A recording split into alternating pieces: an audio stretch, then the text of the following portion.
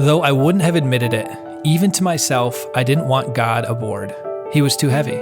I wanted him approving from a considerable distance. I didn't want to be thinking of him. I wanted to be free, like Gypsy. I wanted life itself, the color and fire and loveliness of life.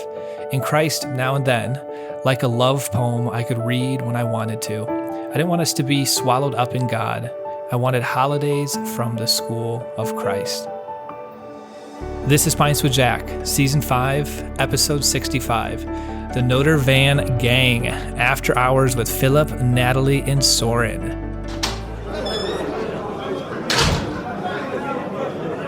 Good morning, everyone. Pints with Jack is your favorite weekly C.S. Lewis podcast, where together with David and Andrew, we break down and discuss the works of C.S. Lewis. Now, back in June, we had a severe mercy month, and you might have thought you'd heard enough of it, but we have a bonus episode today. And this episode is coming out a little bit after that month.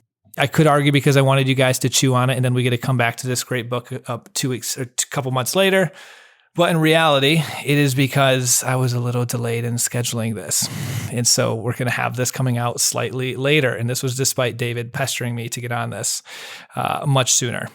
So regardless, you guys get a second dose of a severe mercy month.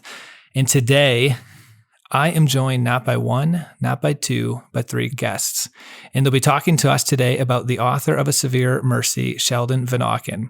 We are calling us the Notre Van Gang because three of the four of us went to Notre Dame, and Natalie, who I will introduce in a sec, is spent a lot of time down at Notre Dame, and so we're all very much connected to that. So the first person I'm joined with is Vincent Phillip Muñoz. Philip is the Tocqueville Associate Professor of Political Science and Concurrent Associate Professor of Law at the University of Notre Dame. And furthermore, he is the founding director of Notre Dame's Center for Citizenship and Constitutional Government. Soren, how do you say your last name? Grefenstette. Grefenstette. Thank you. I didn't want to butcher that. Is an associate program director for the Center for Citizenship and Constitutional Government. She's a 2019 Notre Dame grad. She and her husband live in Indiana with their 6-month-old daughter, who is adorable. Soren was originally encouraged to read A Severe Mercy by Professor Muñoz, which she then gifted to her childhood friend, Natalie, who is the final guest on this podcast. Natalie graduated from Columbia University in 2019 and then graduated from Harvard Law School very recently, and is currently very deep into studying for the bar, and afterwards will be clerking for a judge in Pittsburgh. So we are a very constitutional law heavy crowd here, yet we're going to be completely taking that hat off and using all of that intense knowledge and intellect that you guys have, and we're going to be applying it to A Severe Mercy, and a book that's touched me very much. And we've all had conversations about this before, and so I'm very excited. And so welcome everyone to the Pints with Jack podcast. Thank you for having us. Yeah, great to be here. I'd like us to start with this before we dive into some of the main themes. How did each of you guys first come across A Severe Mercy? And so, Philip, let's start with yourself. Yeah, sure. I was given the book by a childhood friend of mine, who's now a Dominican priest. And I don't know, this was in the prior millennium, right? So much older than the three of you. I must have been in my 20s. I don't quite remember. And he just said, read this book. And it took me, I started it, but I didn't like it. And it's funny, I forgot it. He had a bad track record with me because he had given me another book. I think it was called The Sheltering Sky, which involved someone losing their passport and like getting lost. And I was reading that book in Europe when I lost my passport and got lost. And then by all my friends. So I wasn't keen on reading any more of his books, but I finally got past the first 30 pages, and I think I read it in one night, actually. Whoa. I got past, the introduction. That's impressive. And was this Father Dominic Legg? Yeah, this was Father Dominic, yeah. Okay. Well, so for our listeners, I've only met him once at one of your events, but he's an incredible individual, and he heads up the Thomistic Institute, which has a fantastic podcast that dives into really intellectual conversations on the existence of God, science, faith, reason, all of that stuff. And really incredible organization that has all these chapters on college campuses. So he is a very smart individual. Soren, how about yourself? So there's a bit of I guess, family tree with this book.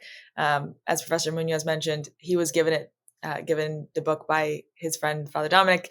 He actually recommended it to me, as you said in my bio. I gave a copy to Natalie, and I've also encouraged my husband and many others, friends, to read it, who've then I know have passed it on to others who've read it. So in my mind, this book is of course, on one hand, a gift that I really appreciated getting, but also one that really connects people and keeps on giving. And then Natalie, obviously, I think she just answered how you got that. So yeah, that is how it got placed in my hands, almost literally. This is kind of the story of my connection to Notre Dame during the COVID pandemic and my law school being online. I went to Indiana and lived with Soren for a whole year. And the first, maybe 2 weeks I was there, Soren was already sliding me a few books that she thought would better me as a person. And they did. And this one is probably at the top of the list of those.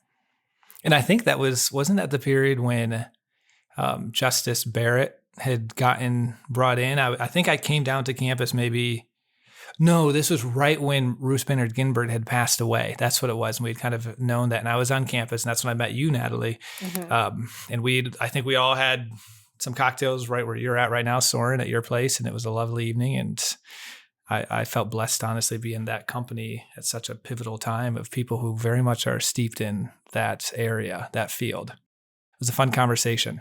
So let's start with Phillip. I'd love to hear what ended up leading you to start teaching a class on this. That's, and am I correct? It was like a mini series where you'd allocate a class or a couple classes to reading this? Yeah, so I taught a class. Soren, you have to remind me, it was your senior year. Was that 2018 in the fall? 2018. And the title of the class was Human Excellence. It was actually Human Excellence in the Political Order. But the political order part was just because I'm in the political science department. So really the class was human excellence. And I taught it because I think students, especially students who go to places like Columbia and Notre Dame, they have narrow conceptions of the lives they're supposed to live, which is you go to college, you go to law school, you go to college. This is just going to be a roast of me the whole time. I'm okay with it. But you go to college and then you become a professional. You're a consultant, or you can go to law school and then you're a lawyer. And then, maybe you get married when you're 32 and you have 1.2 kids. And it's sort of a track that's set forth before students. And there's actually nothing wrong with that, if that's what students are called to do. But I wanted to teach this course just to help students think about what it actually means to live an excellent life, and then more importantly, how would they go about pursuing or figuring out what they're called to do? What are the paths that they're actually called to do, not the ones that are laid out for them because they go to these elite schools that have a track that puts them in a place where they can be benefactors of the university. Not that we're against benefactors of the university, but so just a way to get students to be more reflective about their own lives. And what was it about A Severe Mercy that ended up making the cut for the curriculum? Well, yeah, sure. So it was an eclectic class. We read some ancients. I think we read a little Plato. We read some Aristotle. We read a lot of Rousseau. It was very interesting. We booked the meal. We read Andre Agassi, the tennis star's autobiography, which is a phenomenally interesting read. We did that because a lot of the students are athletes. And what is the role of athletics in an excellent life? I chose Severe Mercy because I wanted the students to think about marriage. What is the role of marriage in an excellent life? And what is marriage? What is an excellent marriage? Something that is of fundamental importance to their own happiness, and something I suspect many students, and I was just like this when I was at this student's age, never systematically think about. So the book was a way to get them to think about what marriage is. And I sort of laid out the topics I wanted students to think about. And then, it was so obvious that this was the book that would play that role in the course. As you went through this book, what were some of the main themes that you were trying to get some of the students to be able to understand? It's funny. A few minutes ago, I went back and looked at my class notes, and I have no notes, unfortunately. And I suppose that's because the students, my real task was only to get the students to read the book. And once they read the book, I just sat back and let them talk. I've taught the book a few times, or I've only taught it once formally in class, but I've had discussion groups on it with students. And it's very interesting. Like, many students love the first part, the pagan love, and they're not so sure about the second part. I don't know. You have to ask Soren. I can't quite remember if that was true of anyone in our class. But it was really just, again, getting the students to actually stop and pause and think about, wow, what is a good marriage? What does that mean? Some students are very lucky to be children of very, very good marriages, and they have a great model. But many students aren't. Most of us probably aren't. It's interesting to hear, first of all, too, that some people, anyone I've heard who hasn't liked it tends to be because of the first third. That puts them off. And so it's interesting to hear that some people actually loved it for the first third, if you want to split it that way, and we're struggling with the second or the third part of it. Soren, so you were part of the class. So what was your experience as a student receiving this? So you received it for the first time in the class, correct? No, I'd actually read it a couple months prior in the summertime. But yeah, so I was in this human excellence course, and I do remember it being the most natural and free-flowing of discussion. And I think that's a testament to how digestible this book is. It's just a wonderful story, very human story, and one that I think is, to answer your question about how, who liked what part and why, I do remember there being a couple of students who didn't like the first section, thinking that it was too much, like reading the same childhood books and committing each other that much to the love, to that relationship. I think my impression was that modern students, their expectations they're too pessimistic. They don't think this is real. And that maybe this was just a male perspective of a relationship. And since it wasn't showing the story didn't show both sides, maybe that meant that it wasn't real or it wasn't true. I didn't buy that at all. I love the story. I fell in love with the first part, and I loved it in all of its paganness. I think it draws you in. The story of these two young people, I think it's meant to draw you inwards and upwards, almost like a Platonic dialogue. And so then once we got to the second and third portions of the story, as Professor Muñoz said, it's a love story, and it draws you in, and it forces you to reflect on marriage and relationships.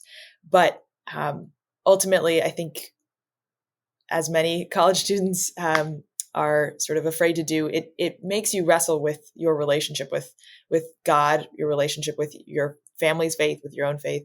And so in that way, it can be a very useful tool, but it can also be very difficult. So if I remember correctly, the students who most struggled with the whole story, especially the second and third parts, were struggling with those questions of faith in their own lives at that time.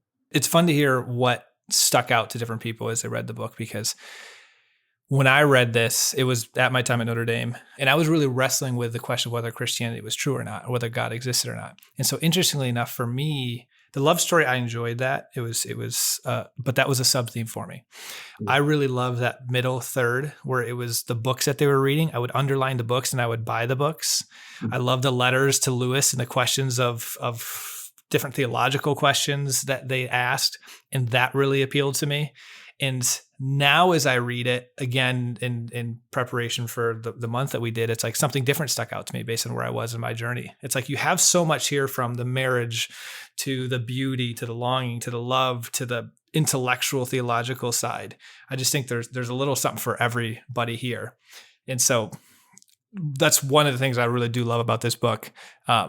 So Natalie, Soren gives you the book. What were your thoughts on this? So when I say books to help my character development, what was actually happening was didn't know it at the time, on a journey converting to Catholicism, and more broadly, just kind of coming back to Christianity as a whole, similar, like wrestling with kind of the real question is this true? Do I really believe this? I mean, I'd grown up with faith and that kind of stuff, but just kind of took it for granted. College falls away, things like that. And so for me, I mean, I loved the first part. I felt kind of throughout the whole book, I was walking with Van through each of the steps. And the same way that I think what he found, what is so profound about that pagan love and the beauty and that kind of stuff, is that they're searching for something higher. It isn't just, I mean, I'm a huge romantic myself, so I love that part too, but it's that they're trying to grasp for something. And I think I felt throughout college kind of that need for something more than just living my life day by day. So I had kind of similarly found kind of the grandeur of nature and beauty and love and all of those things. And then that moment when he realizes it's not enough. And Soren and I talked about this a lot. His image of the gap, when he starts asking those questions and you look forward and realize that there's a lot of space going in front of you, but you turn around and realize how much more space is behind you, that since you've asked the questions, they demand answers, and you can't go back to the way that you were living before. Once kind of that glass shattering moment, like, oh, I mean, beauty, love, all of these things are great, but there's clearly something missing. And so, I mean, for me at that point in my life, as it took me maybe a couple weeks, not just one night that I read it in, kind of watched myself following his footsteps, the same kind of obstacles and barriers, and getting past them, and having very important people who love you in your life, pulling you through those things. I'm looking at Soren mostly for this. Soren and I have been friends since we were maybe 3 years old. And Soren is one of those great friends who kind of bullies you into being better. She doesn't take no for an answer. No, it's the best thing that you could have. I mean, I mean, as you said, was a law student, now a lawyer, and I love arguing and being right. And it takes someone who will actually take me head on before I'm convinced of anything. So many props to her for that. That gap analogy, I remember being so incredibly instrumental in my journey, because I hadn't quite got to the point. I didn't fully come to Catholicism or even to believing fully in Christianity at this point in time. I had read Mere Christianity right before this, and I was like, I don't quite know if this is true or not, but this seems pretty beautiful. And I'm not experiencing a ton of joy in other ways of living in life. And so there might be something here. And then I started to get to a point where I was like, 60-40 maybe. And then that gap thing, I'm like, yeah, I don't think I could go backwards. And that was super helpful. And I love that you brought up, it's actually one of my favorite themes in here, is how you mentioned how they're searching for something more. And I think there's something incredible about their openness, even for the individuals that struggle with that first part. Like, oh my goodness, it was this over the top, just close out the entire world and just focus entirely and make the other the end of everything, and make that the end of their joy and their happiness. The one thing you have to give them, if even for people who don't dislike the book, or that do that dislike the book, you have to give them a props for how much they would always be all in on what they thought was going to bring happiness. And as they got new truth, they adjusted. Now, Davy did it much more quickly. She ended up going all in, and Van was a little bit more of a journey on that. But I've always loved that, how they kept searching, and God put the people in their life and the relationships and the books and the resources that eventually got them. Because I've always been a believer that we all have our journey, but if we're genuinely searching for truth, God will lead us there. And I think Lewis actually writes that in Mere Christianity. So I loved that part of it as well.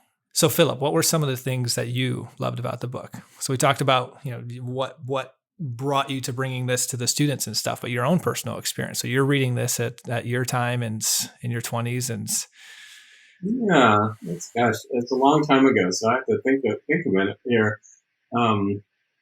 Also, if I can add potentially another question, Yeah. I know when I first read this book, I was friends with the Muñoz family, and I remember coming to your wife, Professor Muñoz, coming to Jen and saying, "Oh, I just read this amazing book. Don't you like it too?"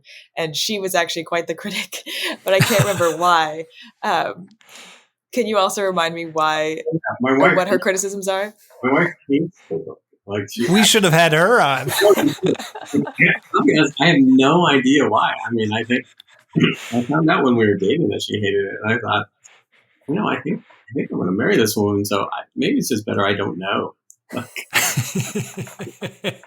So you never actually, do you have any inkling of what it was that turned her off? Why she dislikes it so much? Yeah, I really don't. That's I have no idea. I mean, I know her very well, but I have no idea.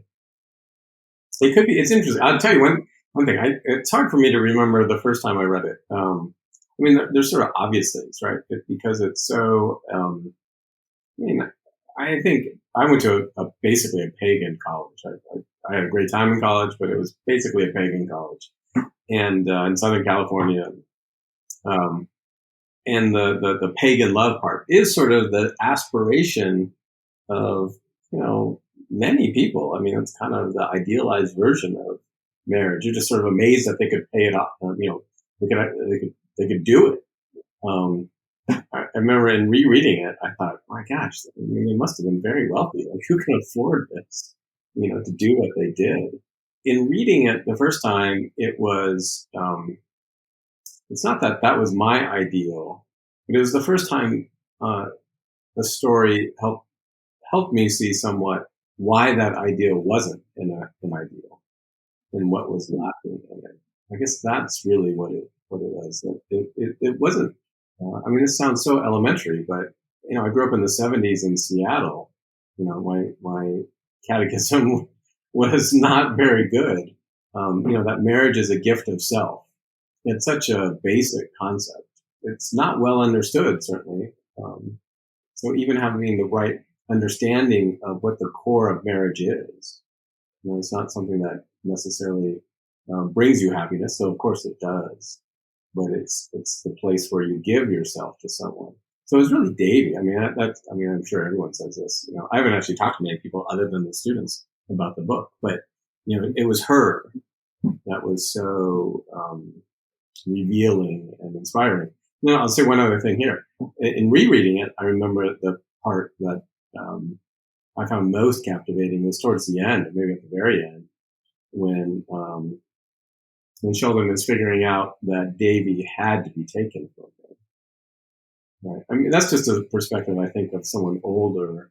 When you reflect back in your life and you say, "Oh, I didn't understand why this was happening, but now I understand why this was happening." I mean, there's definitely there's a reading at 25 and there's a reading at 50, and they're very different. That's one thing I noticed in preparing to teach the book again. I hadn't read it for 20 years or so. Different things jump out at you dramatically. I have to say that the pagan part of the book seemed so much more shallow to me upon rereading it again. I also have 3 little kids, so it just seemed shallow and far less romantic than it seemed at 25. So I don't know. Maybe that's what Jen, my wife, doesn't like about it.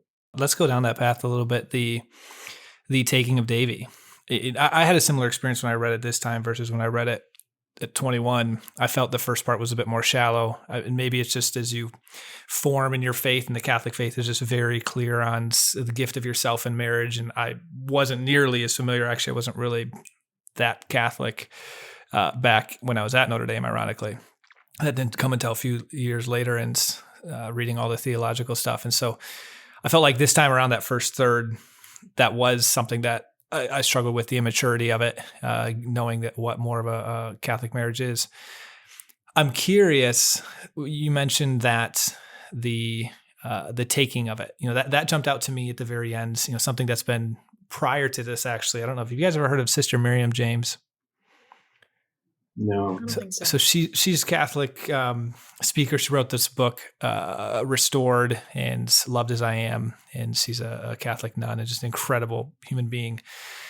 And anyways, she writes so much about our attachments and our idols and how we need to those need to go. We can't take those attachments with us into heaven. And that's a big theme of The Great Divorce. If you guys have read that, of C.S. Lewis's as well. I mean, if you try to hold on to those things, you will not be able to go into heaven. They need to be killed before they can be raised again. And in the most extreme version of this is what you were alluding to, Philip, of Davy needing to, was more or less an idol or an attachment for Van, was getting in the way of him fully giving himself to Christ. And I'm curious your guys' thoughts on if you think God had to take her, like it was an intentional thing where path A, he takes her, and she's taken at a time when she has strong faith and is committed to God, and Van was not at that point, but afterwards, because of it, he ends up getting there, versus the other path where he doesn't and some other scenario happens. Do you believe he had to take her, or did he use that and it was more of a natural cause her death was? I'm going to look at ladies. I have some ideas on this one. Very, very curious to hear what the ladies. Natalie, you go first. Yeah, sure, I guess. Well, I mean, it's hard, right, to figure out, why to, speak for God in terms of what is his plan. And it's a question I've gotten from a lot of my friends, mostly here back at school, who don't share my faith and things like that. Kind of that classic question, like, oh, if God is so wonderful, why does he make bad things happen? So where I've kind of landed, I mean, bad things happen. I mean, the best example from my own life is, the entire COVID pandemic, is the reason why I was living with Soren, was the reason why I came to the church, was the reason why all of these really wonderful things happened. Do I get to say that, thank goodness a pandemic happened and closed down the whole world and people died? No, I don't get to say that. The pandemic happened just to bring you to the Catholic faith. I mean, who's to say? Not me.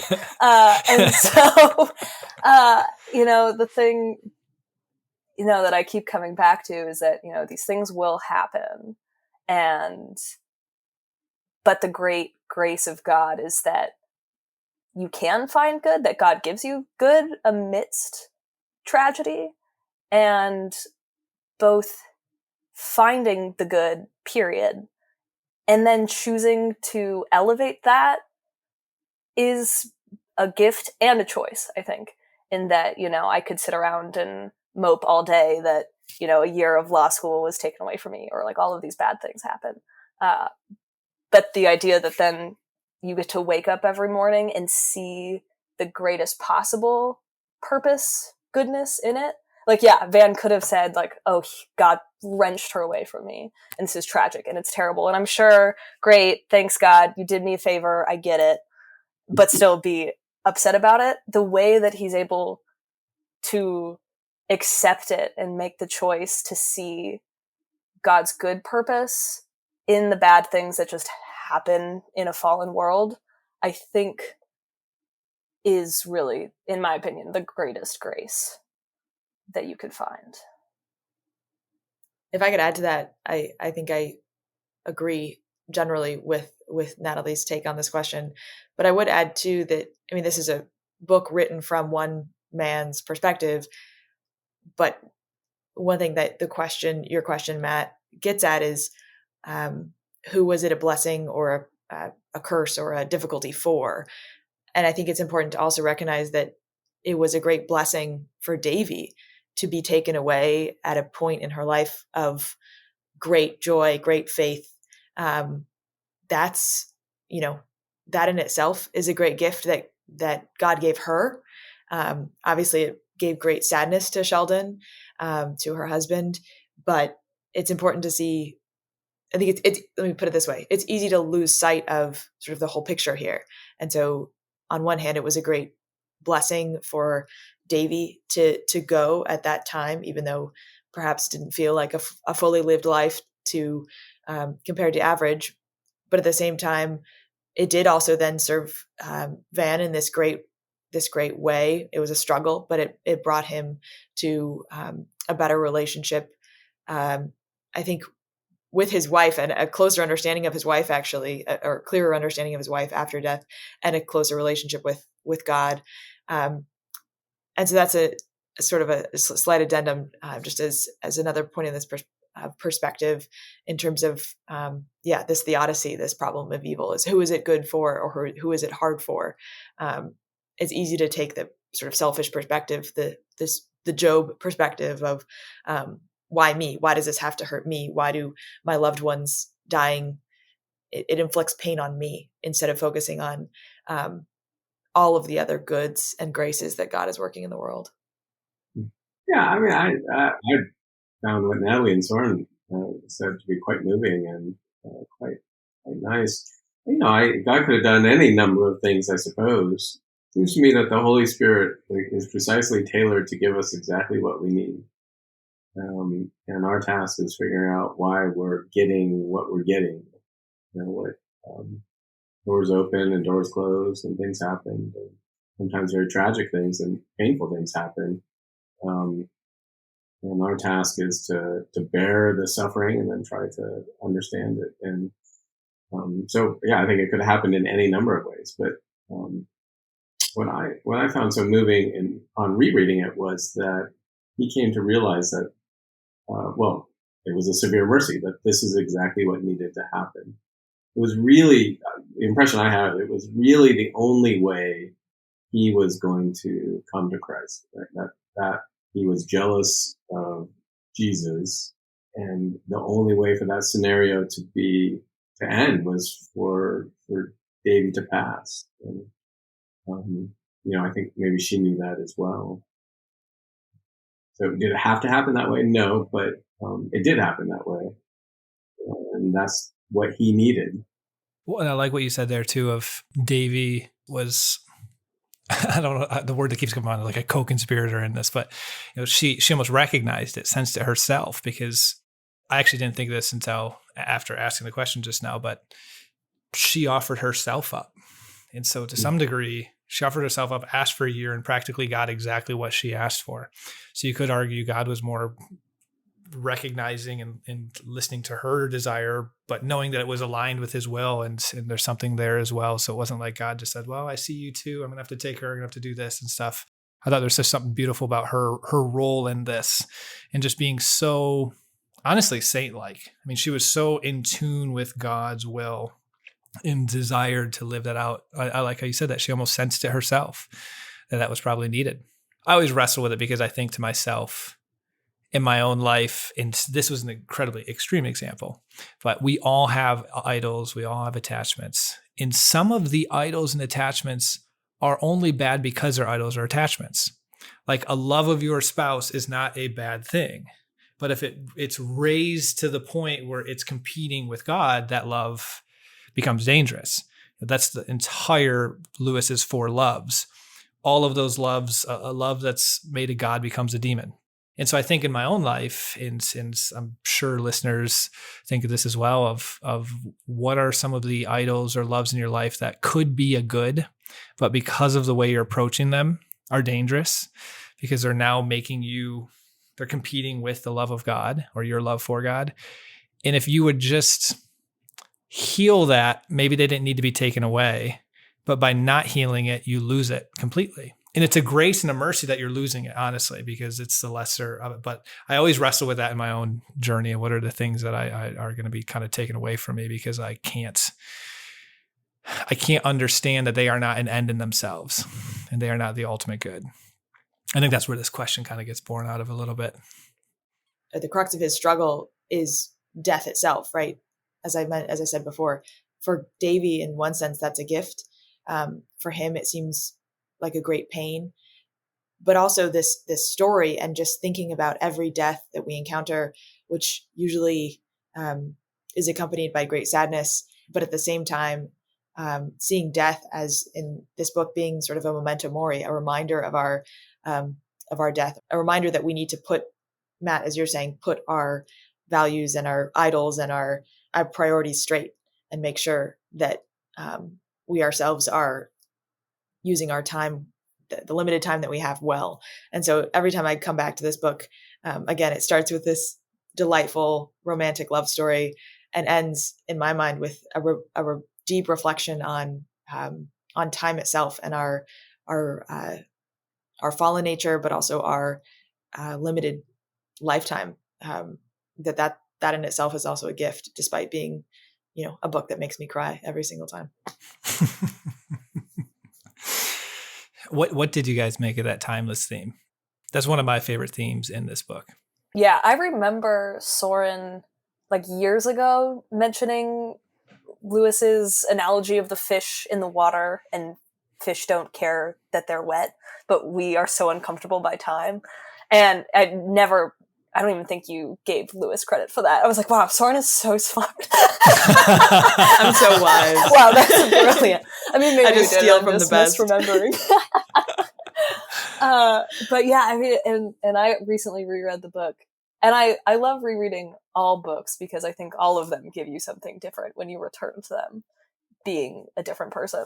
But this most recent time I read it, I think it stuck out to me even more as I'm constantly reminiscing about my year in South Bend, and it really was kind of that chapter of Van and Davy's life when they're in Oxford, and they have their studio and people pop in, and it's different friends every night. That was Soren's house for a year.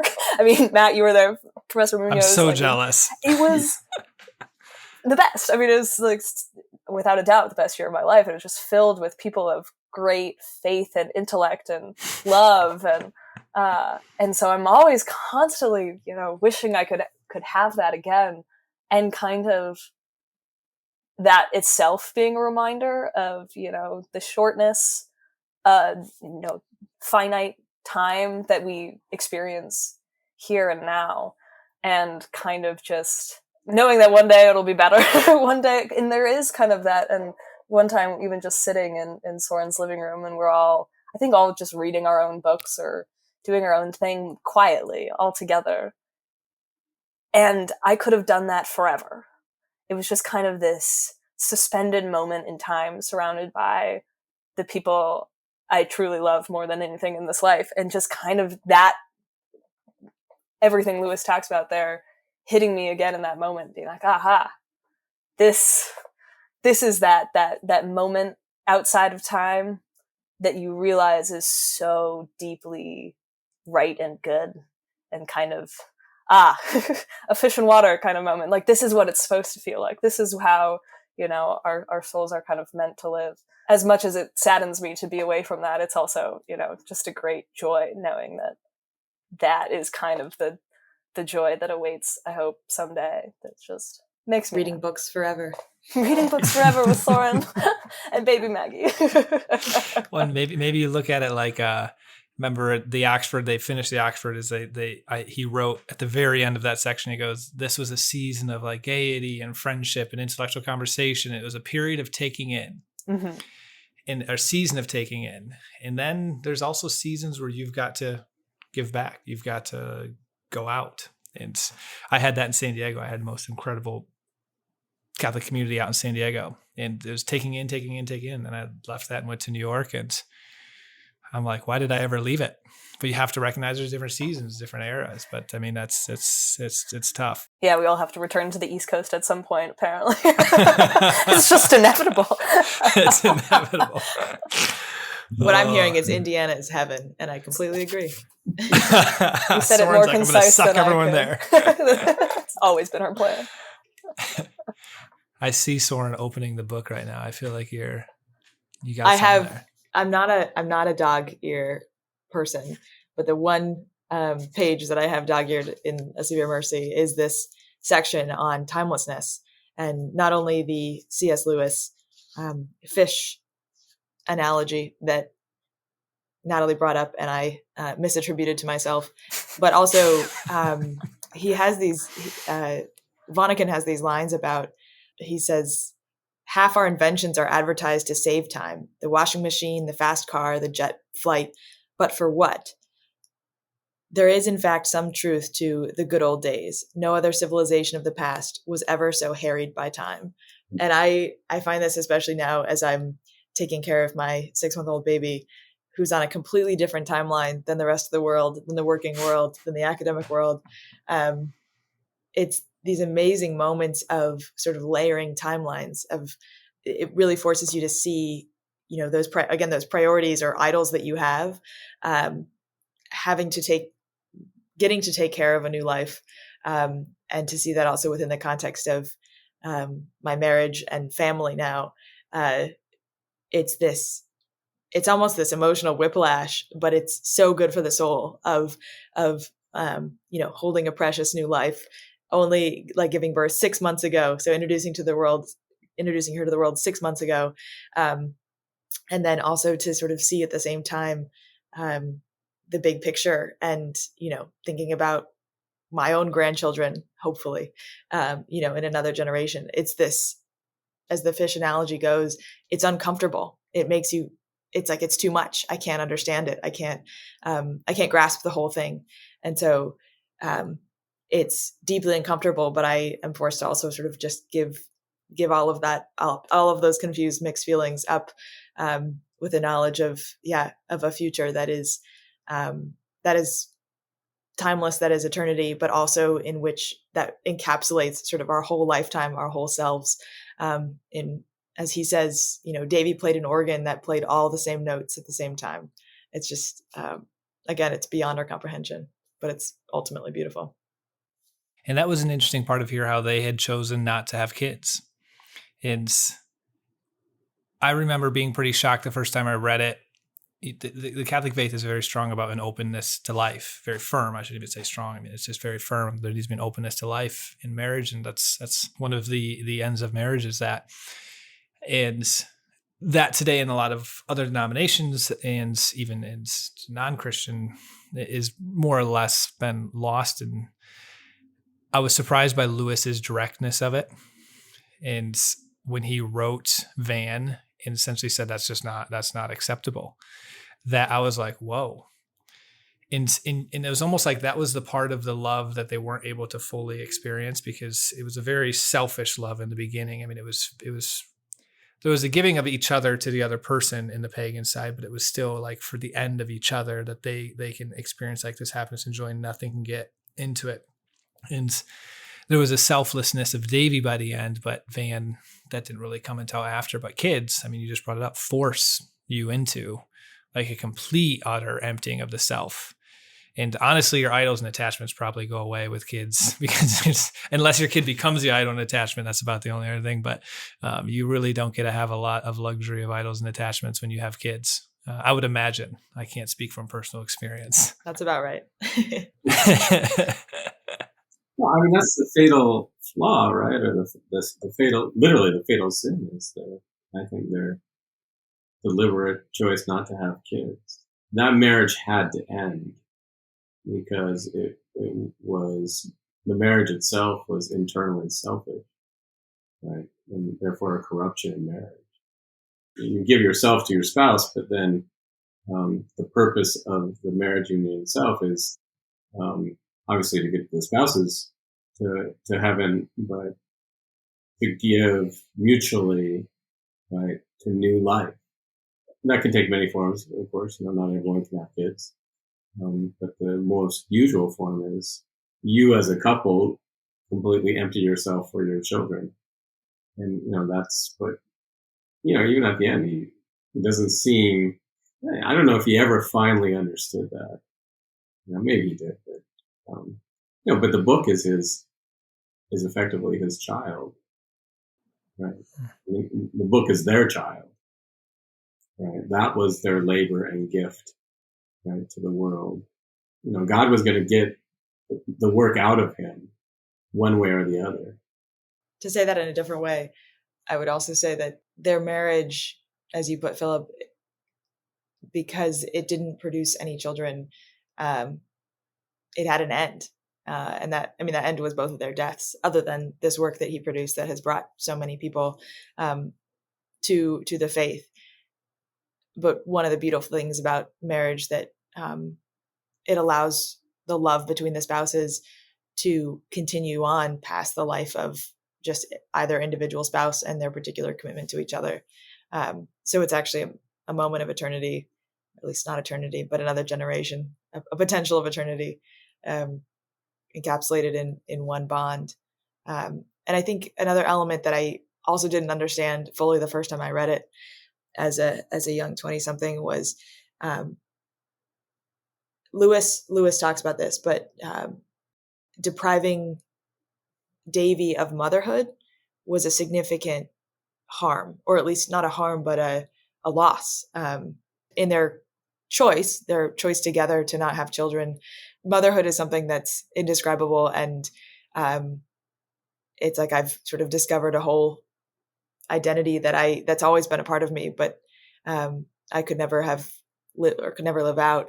And so that's another part where it seems like there's 100% gift of self to the other in their pagan love, but on deeper inspection, it's necessarily limited in that you can't explore this very beautiful, very natural, deeply instinctual part of femininity, of womanhood, that is bearing a child.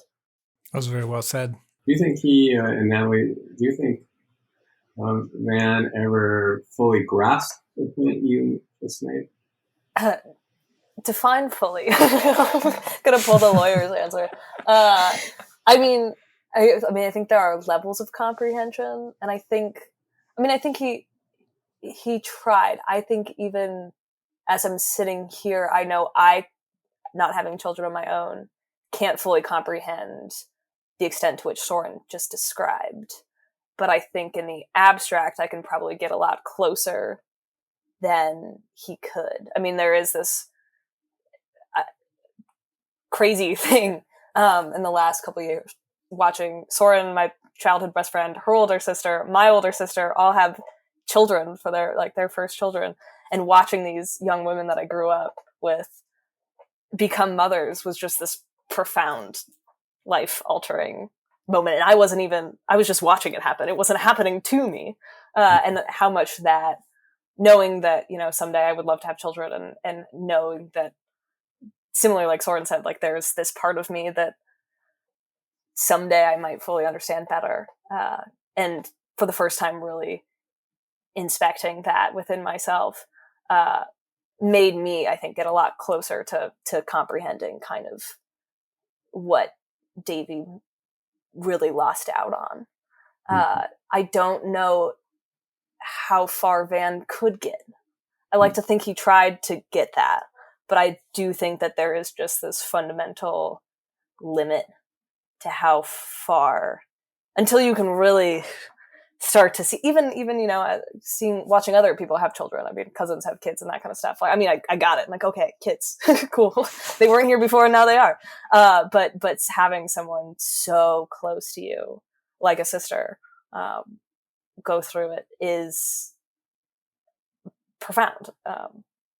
And I don't know if he would be able to reach that same point ever.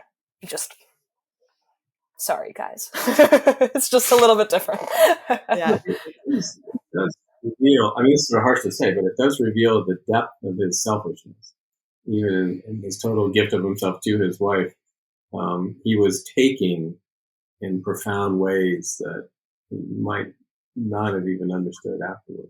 And you can argue it wasn't a total gift of self, technically. Yeah. Exactly. One thing that Natalie's words brought to mind, or that was that the shining barrier. I mean, their goal together was to protect their love to the exclusion of the rest of the world, right? To protect it by turning inward towards each other. Having a family, having children, I think inherently is a gift back to the world. Like, it's a gift to the next generation.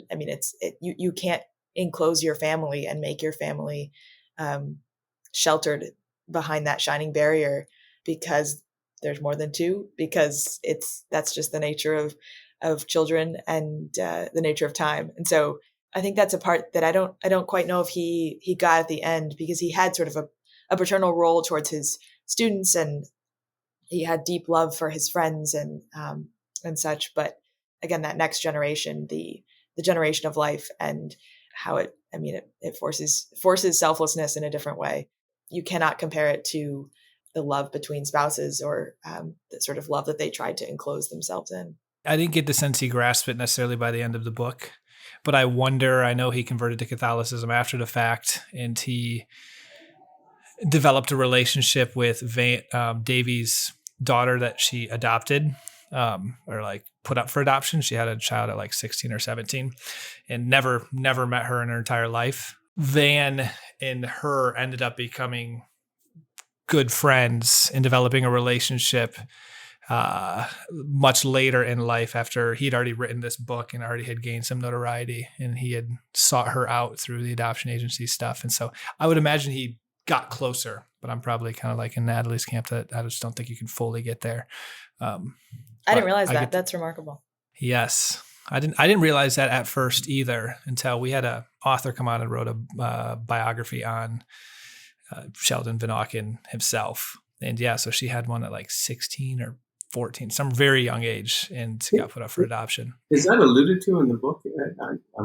I think there's like a spot or two where it's very subtle, if I'm correct.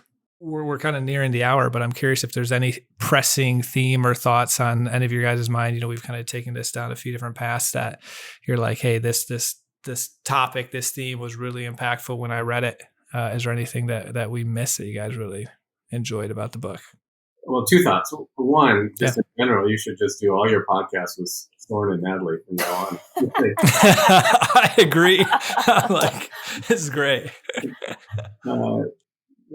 It still seems to me that's such a good book for a particular moment. I don't think I see this so much at Notre Dame, but with just young people in general, this turn away from parenthood. And they don't fully understand like the deepest joys that come from being in my case, a husband and father. There's nothing comparable, And I had 3 very fussy kids today, but there's nothing you can do that will be more meaningful and more life affirming. And to see young people turning away from this, I mean, it's sort of heartbreaking. They don't know what they're giving up. I'm not sure if this book is the best book to convey that, but maybe it is. I would also draw that out, though, to marriage itself, because I think that even the sense of longing to commit to one person for life, that part of our culture is slipping away quickly. Mm-hmm. I think people still can identify the beautiful parts of the pagan love story. This, deep, probably not even using the language of gift, but at least deep commitment for a time. But I'm a Luddite. I would blame technology and all kinds of things for the reason why we can't grasp this, our entire lifespan and all of that. But it's I think it's a shame, because not only are we, my generation and those younger, are giving up on parenthood and family life before even knowing what it's about, but also not even believing. I talk to many students in my job, and not all of them believe that committed marriage for life is possible or even the goal. It's sort of happiness for now, for as long as it lasts. So I think this book, I was going to suggest to Professor Muñoz, we should do a reading group with our students on this book again, because he's not able to teach that human excellence class every semester. As he said, it's good for a certain time. And I think that for especially college students, this is one that I will continue to recommend. And in fact, my husband and I have a tradition of picking up cheap copies wherever we go, or whenever they're on sale on our favorite used book websites, just so we can hand them out to people at our home, as Natalie experienced. So I would encourage anyone out there to pick up the same habit. I love that. Yeah, if I could just add, it's interesting because the book shows, especially the beginning, marriage as this like grand, over the top, amazing thing.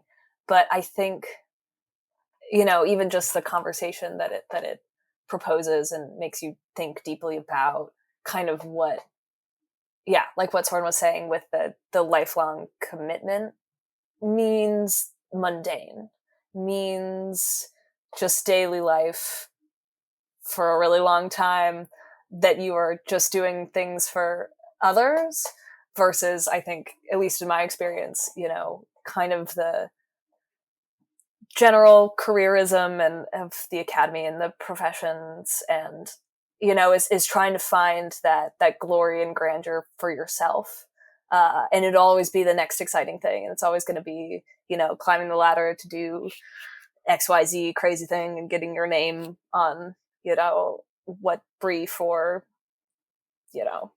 what have you. And update your LinkedIn. I need to, apparently. But yeah, and having a book that just centers marriage and giving of to another, and what that could look like, what that actually should look like, in the face kind of this very self-focused professional culture. I mean, it helps if you are reading it while spending time with a couple, Soren and her husband Ben, who are deeply devoted to each other, and I had the good fortune of living with Soren right before their wedding, and still spending time in South Bend afterwards, and going through that really pivotal time of her life there alongside her, and someone like Ben, who I adore, is just wonderful. One of my best friends in the world is, who loves the mundane. Everything about Ben is like, you guys, I saw the tiniest little thing and it was great. It was awesome. And it is, can confirm.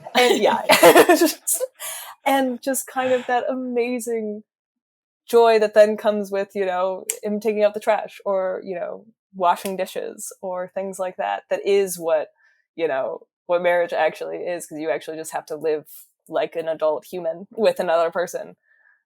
You don't get that in your first year of law school. No one tells you that actually what you should be focusing is not graduating at the top of your class and getting some swanky job.